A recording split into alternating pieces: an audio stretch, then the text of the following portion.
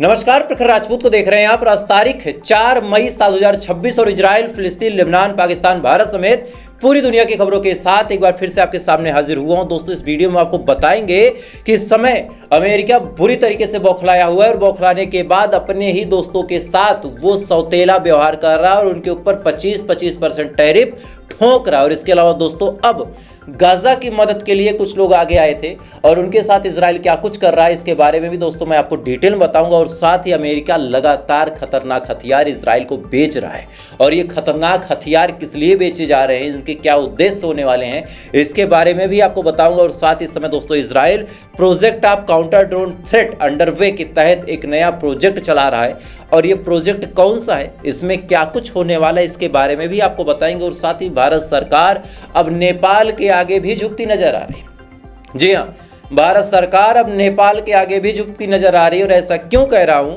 इसके बारे में भी आपको बताऊंगा। और साथ ही हमारे देश में महामानव कैसे कैसे काम करते हैं वो भी आपको बताऊंगा। यानी यकीन मानिए दोस्तों, एक ही वीडियो में Bharat, Pakistan, Lebanon, Israel, Iran, America समेत पूरी दुनिया की वो तमाम बड़ी खबरें, जो खबरें आपके लिए जानना बिल्कुल जरूरी है, जिन खबरों से दोस्तों आपका डायरेक्ट ताल्लुकात है, वो तमाम खबरें मैं आपको बताऊंगा। इस वजह से अगर आप चैनल पर नए हैं तो वीडियो को लाइक कर लीजिएगा, चैनल को सब्सक्राइब कर लीजिएगा और साथ ही कमेंट में आप इस वीडियो को कहां से देख रहे हैं जरूर बताइएगा। तब तक एक एक करके मैं आपको खबरें बताता हूं। और सबसे पहली, सबसे बड़ी और सबसे अहम खबर यह है कि मोदी साहब चुनाव का प्रचार करने में गए, योगी आदित्यनाथ जी गए और इन दोनों के प्रभाव से और कुछ अन्य कारणों से, अब ये अन्य कारण क्या है वो आप मुझे कमेंट करके बता देना, ज़्यादा बोलूँगा तो समझ रहे हैं ना। अन्य कारणों से अभी तक की अपडेट ये है कि असम में भी और साथ ही पश्चिम बंगाल में भी बीजेपी चुनाव जीत रही है। अब बीजेपी दोनों जगहों पे चुनाव जीत रही है, जाहिर सी बात है भैया, जीत रही है तो बधाई देनी चाहिए और कुछ कर सकते हैं आप, बधाई दीजिए कि भाई बीजेपी चुनाव जीत गई। अब ये चुनाव क्यों जीती, इसके पीछे क्या वजह है, अगर इस पर मैं डिस्कशन करने लगूंगा तो काफ़ी लंबा वीडियो हो जाएगा। लेकिन ग्राउंड लेवल कहानी ये है कि मैं टीएमसी की भी कहानी आपको थोड़ा सा बता देता हूं और असम की भी कहानी बता देता हूं कि टीएमसी ने भी अपने लोगों पे ध्यान नहीं दिया। अब अपने लोगों का मतलब क्या, इन्हीं के पार्टी के हुमायूं कबीर थे। हुमायूं कबीर ने जानबूझ के बाबरी मस्जिद बनाई ताकि वहाँ के हिंदुओं के मन में एक आक्रोश हो कि जिस बाबर ने हम लोगों को मारा, हमारे पूर्वजों को टॉर्चर किया, उसके नाम पे मस्जिद क्यों बनाई जा रही। तो यहाँ पे हिंदू नाराज हुए और इस बात का फायदा बीजेपी ने लिया। और बाद में पता चला कि हुमायूं कबीर को बीजेपी ने ही ऐसा करने को कहा था, फंड भी दिया था, ऐसी कई सारे वीडियोस निकल के सामने आए। तो यहाँ पे एक बात तो क्लियर हो गई कि बीजेपी ने टीएमसी को तोड़ा और टीएमसी टूटी। सीधी बात यह है कि अगर बीजेपी तोड़ रही है, सामने वाला टूट भी तो रहा, सामने वाला टूट भी तो रहा। आप ये चीज सोचिए, कई सारे लोग ये कहते हैं कि ईडी सीबीआई का डर दिखा के बीजेपी ये काम करवा लेती है। मैं आपको एक सिंपल एग्जांपल देता हूं आम आदमी पार्टी का। आम आदमी पार्टी में आप सोच के देखिए कि राघव चड्ढा इतने बड़े आ गए, बीजेपी ज्वाइन कर लिए। इसके अलावा हरभजन सिंह वो भी ज्वाइन कर लिए, साथ ही स्वाति मालीवाल वो भी ज्वाइन कर ली, बड़े बड़े नाम थे। लेकिन इन तमाम लोगों के ज्वाइनिंग के बाद एक शब्द बहुत तेजी के साथ निकल के सामने है कि अरे भाई साहब, बीजेपी ने ईडी सीबीआई का जोर दिखा के इनको मिला लिया अपने में। उसी आम आदमी पार्टी में एक शख्स है जिसका नाम है संजय सिंह। संजय सिंह को क्यों नहीं कोई डर दिखा के बीजेपी ज्वाइन करा लेती, क्योंकि इस समय संजय सिंह एकमात्र सांसद है जो आम आदमी पार्टी में है और मौजूदा सिटिंग सांसद है। तो ज्यादा जरूरी था कि संजय सिंह को अपने मिला जाए। लेकिन कहानी यह है कि अगर आदमी करप्ट नहीं है, आदमी ने कोई गलती नहीं की, तो उसे ना ईडी का डर ना सीबीआई का डर।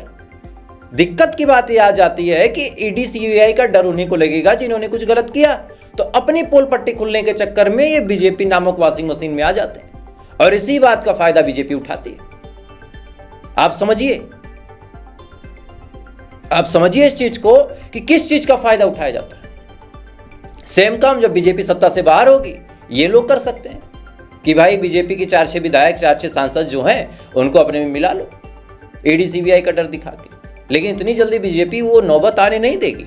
उसे पता चल गया है कि यहाँ पे राज कैसे करना है। मैं तो ताजुब करता हूँ कुछ टाइम बाद ये खबर ना आ जाए कि अमेरिका में भी मोदी साहब राष्ट्रपति बन गया। खैर, ये बीजेपी की अचीवमेंट है, लाख लाख बधाई। अब थोड़ी सी कहानी सुनिए। चाइना ने हमारे साथ एक डील की और इस डील में चाइना हमारे यहाँ कंपनीज लगाएगा, यानी चाइना के इन्वेस्टर यहाँ पे पैसा लगाएंगे। तो जो अंधभक्त टाइप के लोग अभी से जुगाड़ में लगे हैं कि दीपावली में बड़े बड़े फेसबुक पे, बड़े बड़े व्हाट्सएप पे पोस्ट चलाए जाएंगे कि चाइनीज़ कंपनी का बहिष्कार करो, चाइनीज़ कंपनी को बाहर छोड़ो, स्वदेशी अपनाओ। भाई साहब महामानव ने, यानी हमारे श्री आदरणीय प्रधानमंत्री जी ने डील कर ली है। अब चाइना के इन्वेस्टर भारत आएंगे और यहाँ पे पैसा लगाएंगे। अब सुनिए दूसरी बात यह है कि चाइना ने भारत को एक परमिशन दी। परमिशन सोचिए, चाइना ने भारत को एक परमिशन दी। दरअसल हमारे धर्म में, यानी सनातन धर्म में, भगवान शंकर का सबसे ऊंचा महत्व है और भगवान शंकर का जो घर कहा जाता है उसे कैलाश मानसरोवर कहा जाता है। ये माना जाता है कि कैलाश पर्वत पे ही भगवान शंकर रहते हैं और कैलाश इस समय दोस्तों है चाइना के कंट्रोल में। तो इसको लेके चाइना ने परमिशन दी और कहा कि 1000 से ज़्यादा लोग आ सकते हैं दर्शन करने के लिए और आराम से आए, कोई दिक्कत नहीं, कोई कुछ बोलेगा नहीं। चाइना ने परमिशन दी, मोदी सरकार ने बधाई दी, हम लोग भी खुश हुए, चलिए ठीक है। अब सुनिए, नेपाल हमारा पड़ोसी, जिसको लेके हमारे यहाँ के सोशल मीडिया इन्फ्लुएंसर बड़े खुश थे कि बालन शाह की सरकार में सब कुछ बदल रहा, सिंघम आदमी है बढ़िया। अब उसी बालन शाह ने एक लेटर, एक एडवाइजरी जारी करते हुए कहा और 3 जगहों के नाम लिए, लेकिन इनमें से सबसे मेन जगह जो है उसका नाम है लिपुलेख। एडवाइजरी आप स्क्रीन पे देख सकते हैं, नेपाली भाषा में, मैथिली भाषा में।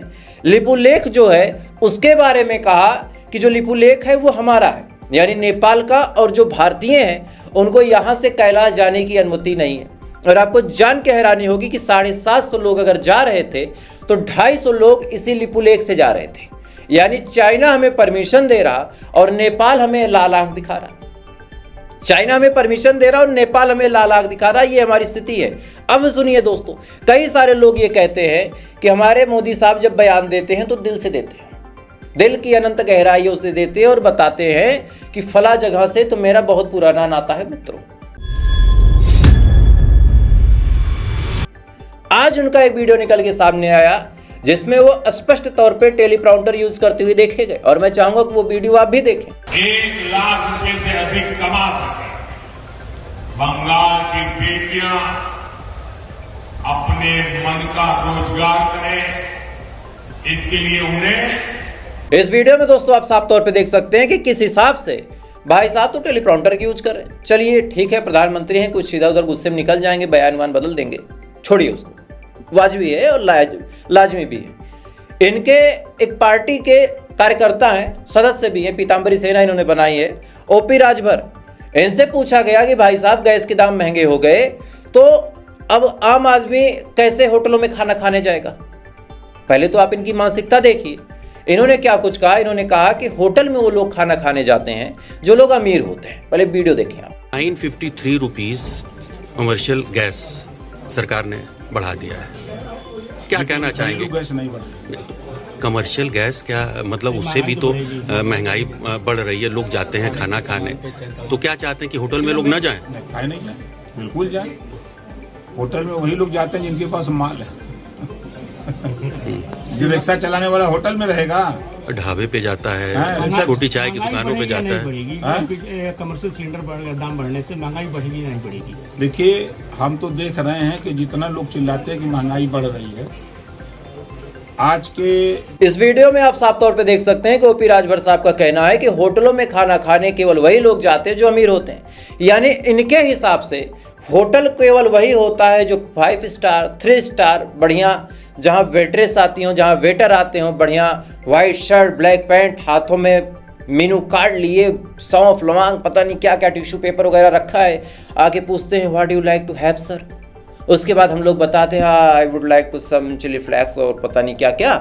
उसके बाद फिर बिल आता है 2000 3000 4000, हम बिल लेते हैं 3000 का, 500 का नोट रख देते हैं, 2900 बिल आया, 100 रुपये हम चेंज लेते नहीं, वो टिप हो जाती है। यही तो होटल है। बाकी जो बेचारे सड़क किनारे छोला कुलचा बेचते हैं, जो सड़क किनारे चाय समोसा बेचते हैं, जो कहीं छोटा सा भोजनालय खोल के बैठे हैं, एक हाईवे के किनारे का छोटा सा ढाबा जहाँ ट्रक वाले रुक के खाते हैं, वो सब होटल नहीं होता।